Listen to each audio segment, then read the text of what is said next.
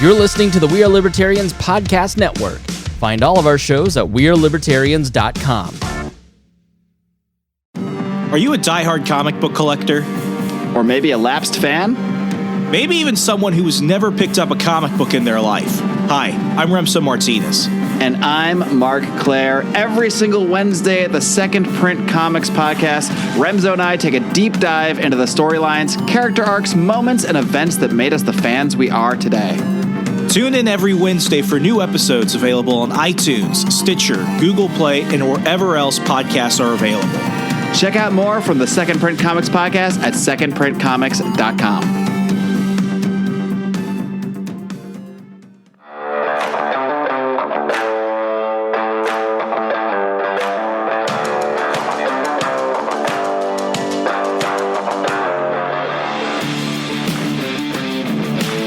Prepare yourself. You're on the run with Remso W. Martinez.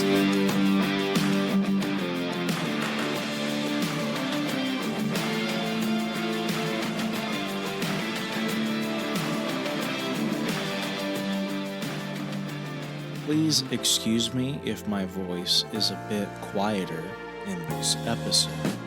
It is because, according to my family, I am extremely loud when I talk to myself and my internet friends. Especially at 1 a.m. Welcome back to On the Run. This is an episode where I am literally telling you why I am running away from home. Not entirely. I have been previewing it for the past month. I think this might be out of order from an episode where I already told you that by the time you're listening to it, I've moved. So excuse me if you might be a bit confused, but right now the date is May 3rd at 9:50 p.m. Eastern Time, and I'm recording this, and I've started my first day of work as the digital marketing manager at the Badger Institute, so now I have to make sure that I actually get this stuff on time. So that way the podcast audience knows that I still love them. But yes, I am finally leaving Virginia. I never thought this day would come. I've lived here since 2007, and really, for all its faults, for everything that I have probably made fun and complained about over the last decade or so, it's finally here. And really, if some of you are thinking, wow, I wonder if this has to do with the pandemic, it's partially true, but it's been leading to this point for a while. At least the last since 2018, I'll say, I've known that I've had to leave Virginia. So we're gonna kind of get into this. This isn't a list. This is kind of a stream of consciousness episode. But here's why I'm leaving Virginia. I got a job out of Wisconsin. I'm sorry, I got a job in Wisconsin. I got a job out in Wisconsin. You're probably wondering, what is that job? And as I mentioned earlier, it's a job getting to work for an amazing nonprofit. It's a state policy level think tank where I'm going to be helping some incredibly smart men and women help the residents of the Badger State save more money and save more of their property and save more of their liberties. And I can't think of a better job. It's an honor and a privilege to get the opportunity to work there. Really, to get the responsibility and the opportunities I have now, this is just an amazing opportunity. But I can say that, if it hadn't been here, it would have been elsewhere doing whatever, because I over the past year specifically, Northern Virginia has been incredibly difficult to live in. A while back, I did an episode of Ken LaCourte talking briefly. It just came out randomly that I was looking at a couple of states to move at, and even about a year prior, very, very early on in the show, I did an episode where I took a road trip around Virginia, and what I basically learned at the end of that journey was that I just can't live here. So what are the reasons? Well, one, I got a job in Wisconsin.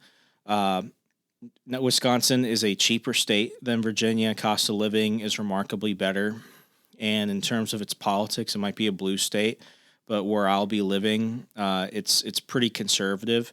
It's good rural people who like to keep to themselves, and I look forward to not having to live near a giant major urban population ever again, especially when the next presidential election comes around and BLM decides to show back up and burn down half the country again. I know for some of you, you might be saying, that's not what happened, but I'm sorry, flames don't lie.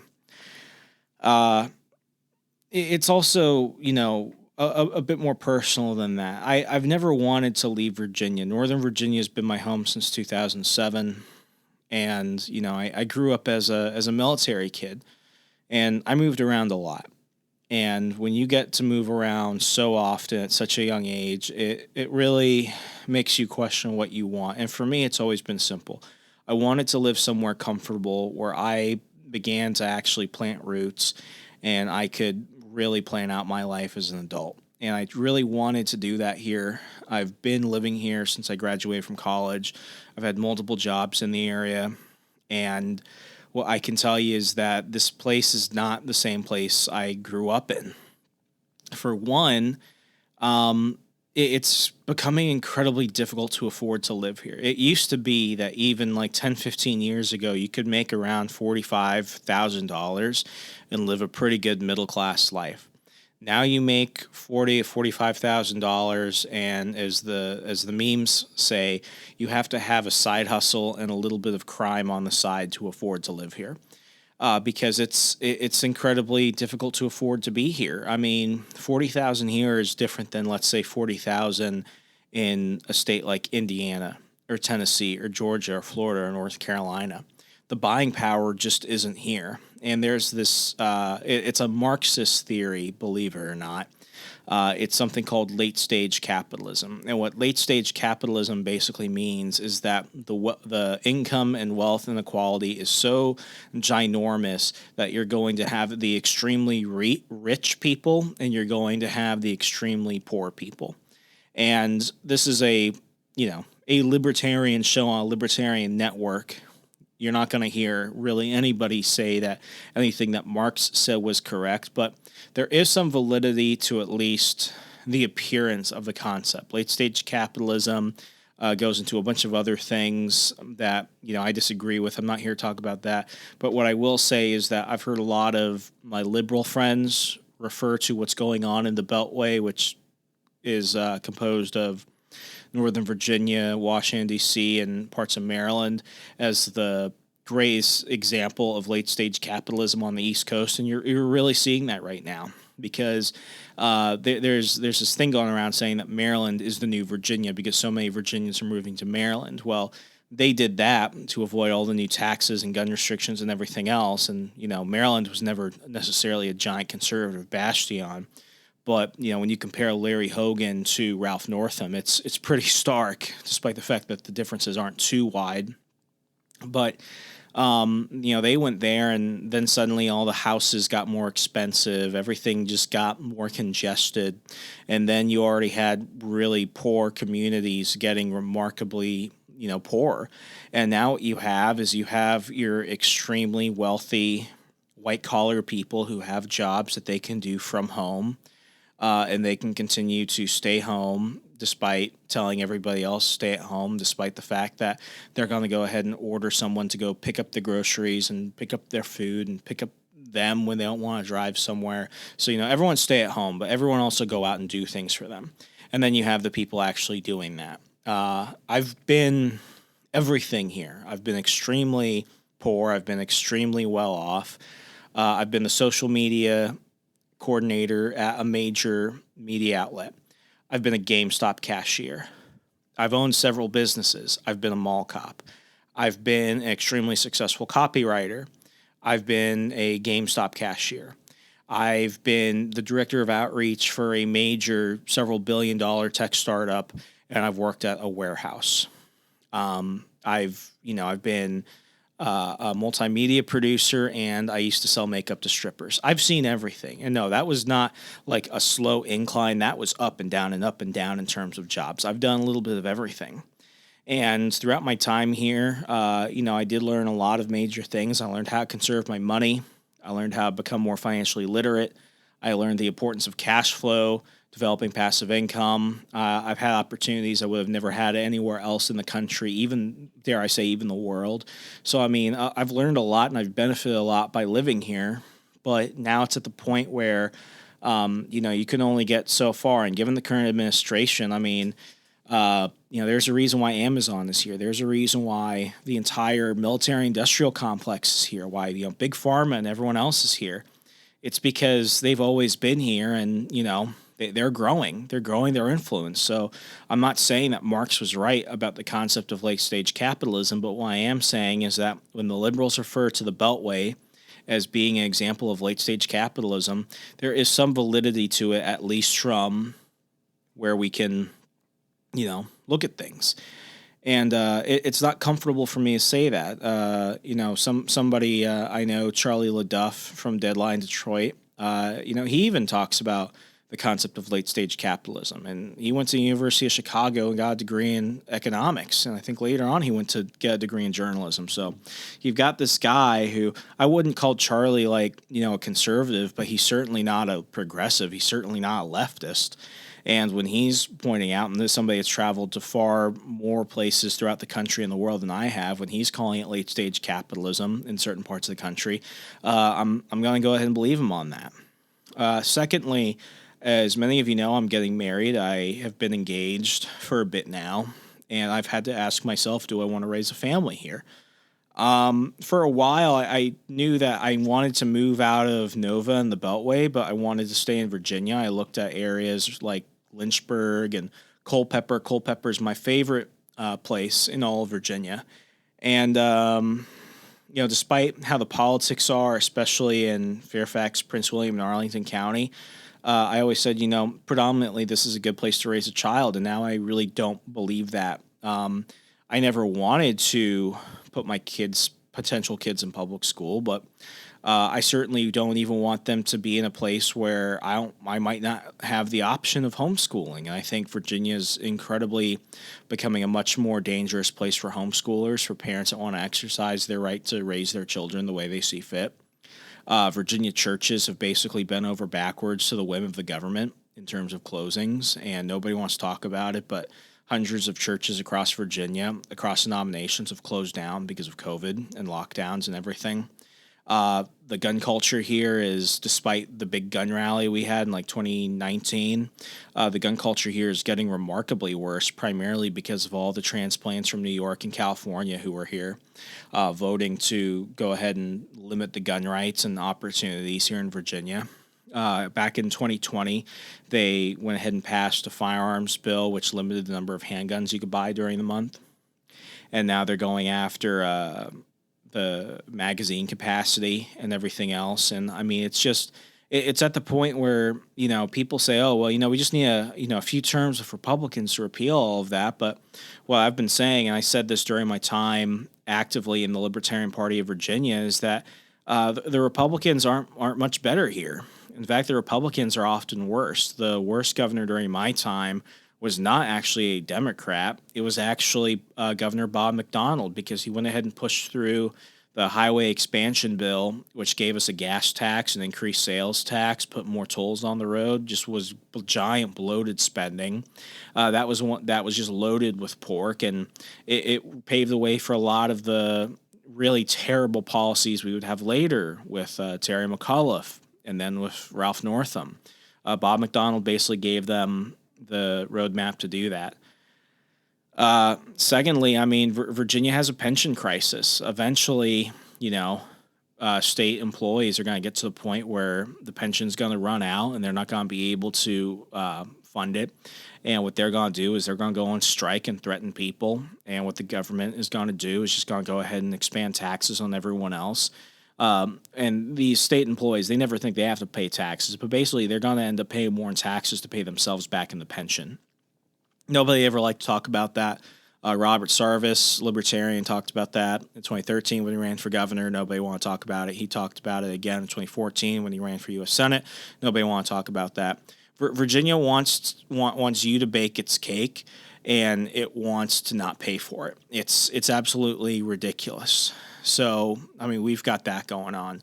Am I saying that, other states are remarkably better than this, even, states that I may have listed earlier?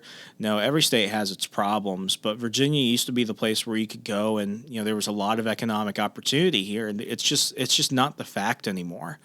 So you take a economically disempowered populace. Then you go ahead and you attack the culture.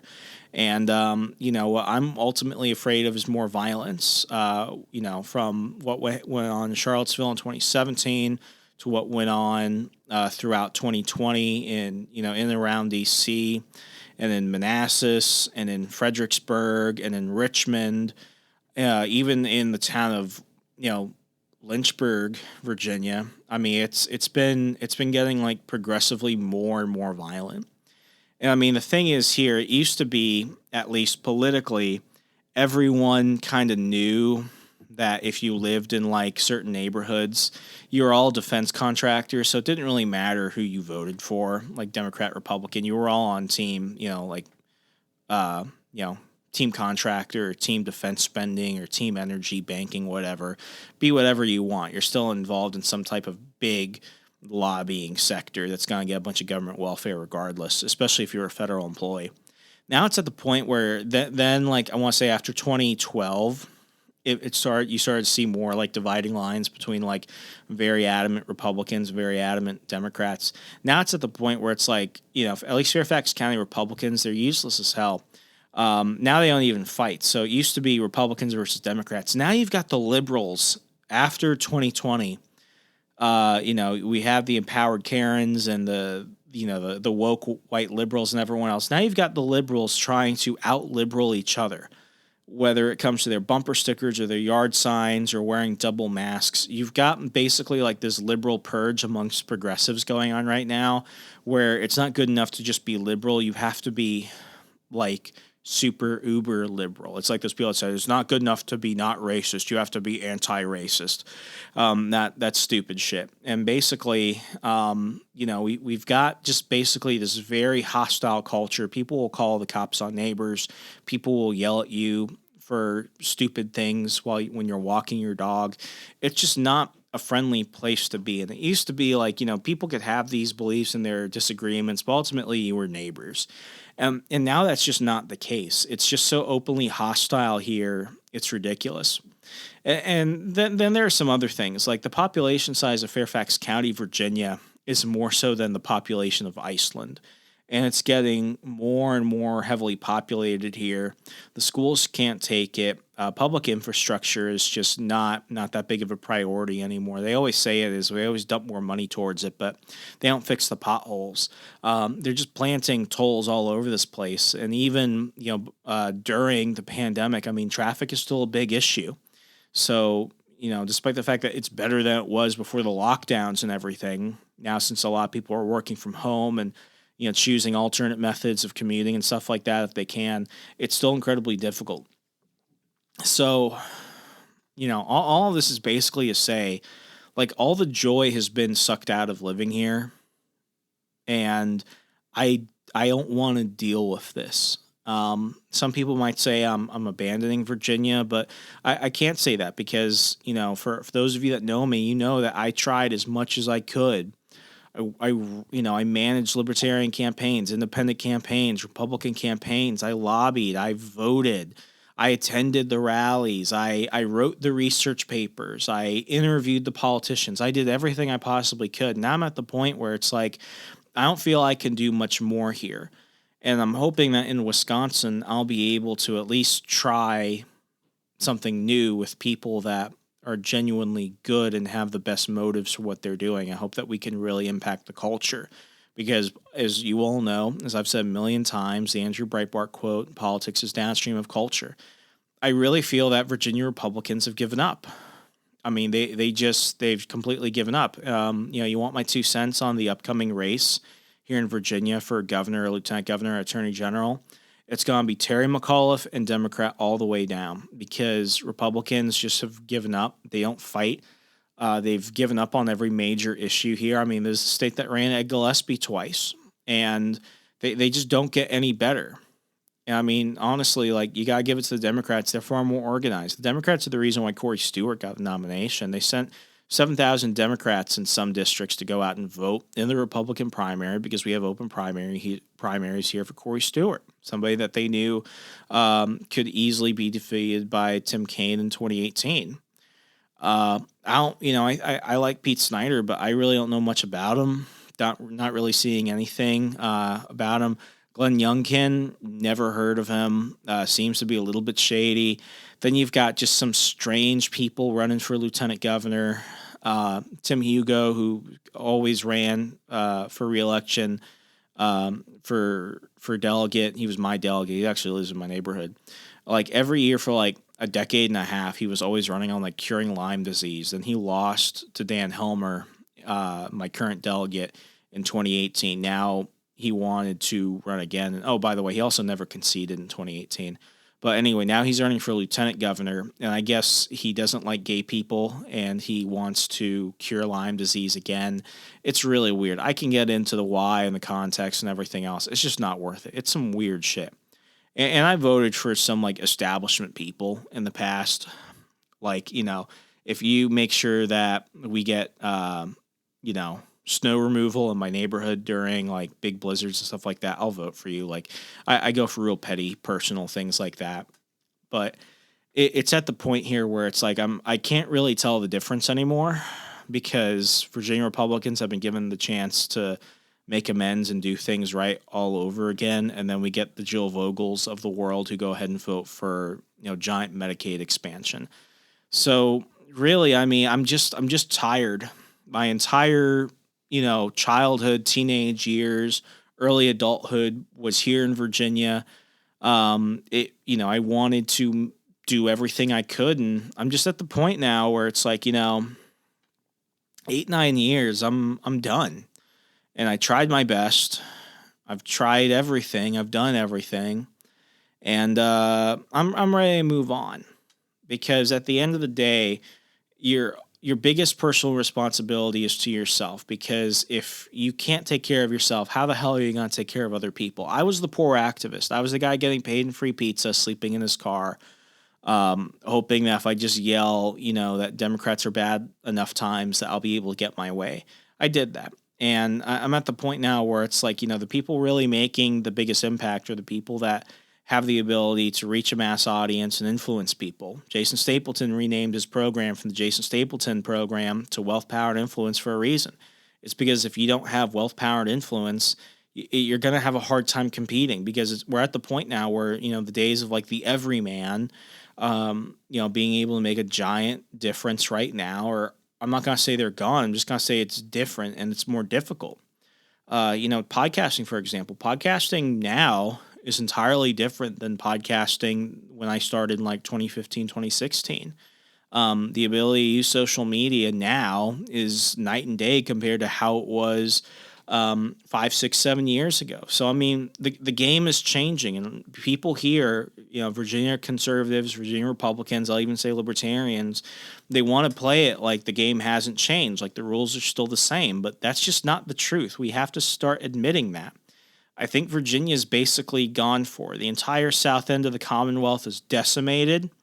There are cities that look like literal ghost towns. Their economies are literally evaporating before our eyes. Meanwhile, Nova becomes more powerful. It basically becomes South DC or South Maryland. I mean, pick your name. It's that. It's the People's Republic. And it's getting just so unrecognizable that, you know, I could stay here and I could say, you know, this is Virginia and this is what I like. But it's at the point where it's like, I can't, you know, I can't realistically say that it is it is any resemblance of what I grew up seeing. And I came here when Obama won Virginia in 2008, and I would take 2008 Virginia over Virginia now any day of the week, because it's you know, it has changed so fast. And a lot of people say, oh, well, you know, you compare it to California, you compare it to New York, like it's nothing. Yeah, but like, you see, it took decades for those states to erode. It's been literally 10 years, and Virginia is basically a police state now. It really is. And it's not even the police state I worry about. It's like the woke mob I fear. I fear my neighbor more than I fear state officials. You know, there was a moment last year where me and a few of my friends had a barbecue, and we were quiet. We didn't bring too much attention to ourselves, but I live in a neighborhood where you can basically look into a lot of people's backyards, and people would stop as they're doing their social distance, double mask walks, and they'd just stare. And we got some complaints about, you know, the number of people you could have at a single residence as guests. And it's like, like it's none of your business. You're doing this because you want to. You're not doing this because you feel like you have to. And anyone that says otherwise, I genuinely just don't believe them at all. They've already told me that they're going to move out of Virginia. My friends are here, and, some of them might move. I think others are going to stay, but I don't know, how often I'm going to get to really see them. And, my fiance's family is in Maryland, West Virginia. It was always nice living so close to them, but now my fiance is going to be moving with me once we get married to Wisconsin. So, I mean, a lot of changes are happening, one because of, my new career, but this was always going to happen, and it's incredibly sad because there's something special about Virginia. I said in an interview on my old show years ago that, I'm not a Virginian by birth, but I'm a Virginian by choice. It's one of these things that really does bother me because I do love it here. I went on a trip with my girlfriend in 2017. We went to go visit my grandmother in my hometown of Sierra Vista, Arizona, and I had not been back to Sierra Vista since 2012, so it had been 5 years at that point. I haven't gone back since.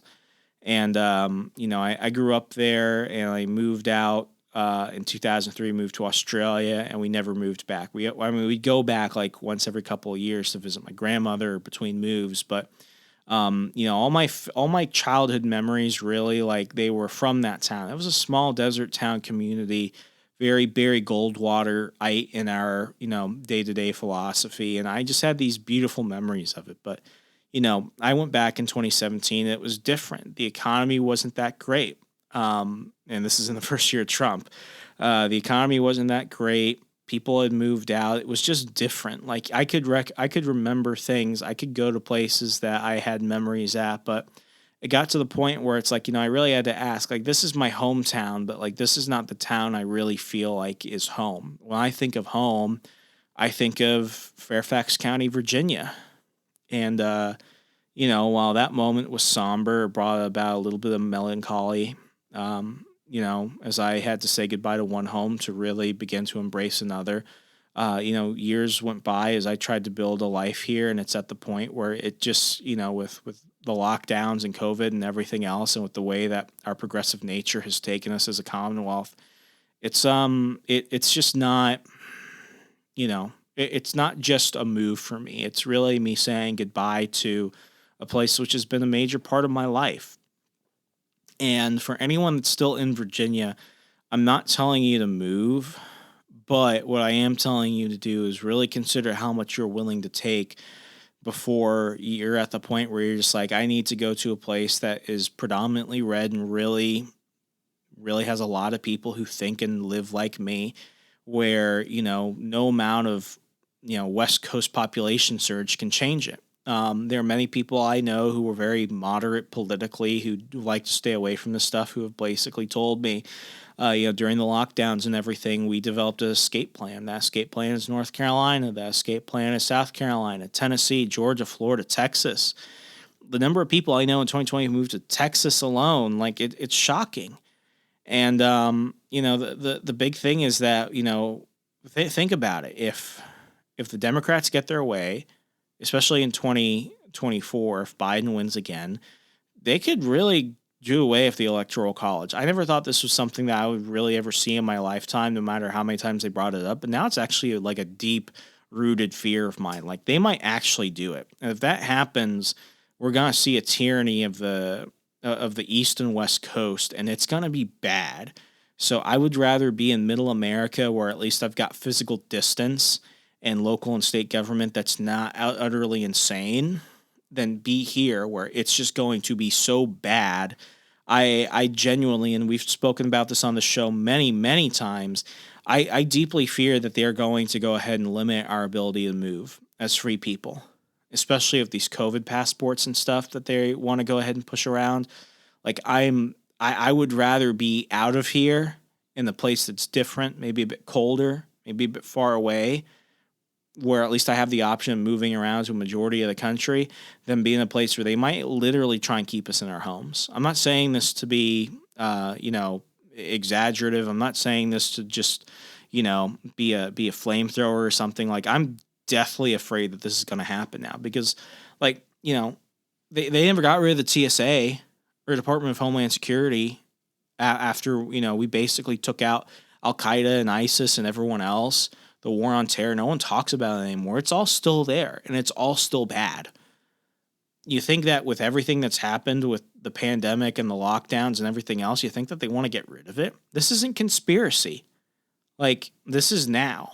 Like, this isn't Alex Jones talk. Compared to your average person on the street, Alex Jones is a moderate now. You might think I'm joking when I say that, but you've got people that are literally wondering whether they should invest their, on the right side, like invest their money in like menthol cigarettes, AR-15s and Bitcoin, and leave for like either Tennessee or freaking Belize.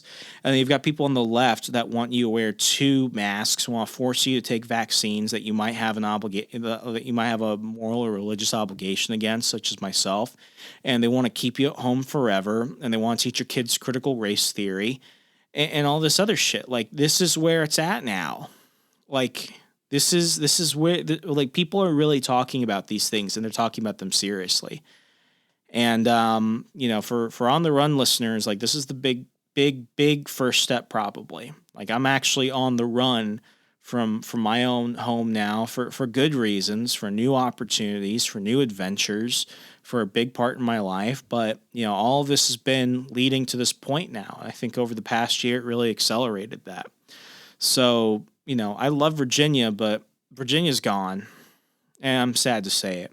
I hope there's new opportunity and, great times ahead in Wisconsin. I am really looking forward to it. I hope you'll continue to stay around for this journey. I want this to be a happier episode. I think I'm ending on a happy note. This is going to be a great new chapter for me, and hopefully you'll be along for the journey. But until next time, folks. Go ahead and share this episode with a friend, or reach out to me on social media. Hey Remso, Facebook, Twitter, Instagram, all that stuff. If you're in Virginia, why are you staying? Or are you considering leaving? Let's have this conversation. As always, be good, be safe. Good night.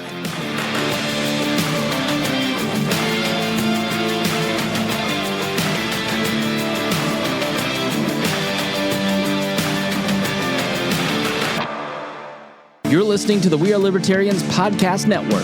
Find all of our shows at wearelibertarians.com, like The Chris Spangle Show, Liberty Explained, The Brian Nichols Show, The Boss Hog of Liberty, Freedom Strips with Keaton Tucker, On the Run with Remso Martinez, Gingerarchy with Tricia Stewart-Mann, Upward, Libertarian Activism, and Now Hear This. Tune in now and we're going to help you sound smarter when talking with your friends.